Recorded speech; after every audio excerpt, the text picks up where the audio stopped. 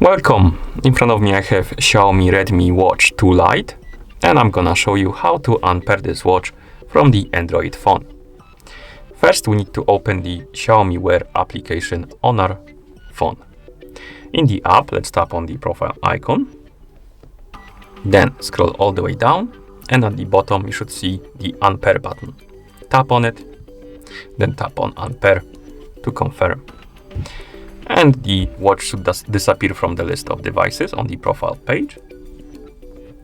Also, it's gonna reset itself to the factory default settings, as you can see. And you can also open the Bluetooth settings on your phone to make sure that the watch is not on the list of connected devices. So I'm gonna tap on See All, and it's not here, but if by any chance it is here, you can tap on the settings icon next to it, tap on Forget, then tap on Forget Device to remove it from this list and completely disconnect it from your phone. Okay, and that's how you unpair this watch from the Android phone. Thank you for watching. If you found this video helpful, please consider subscribing to our channel and leaving a like on the video.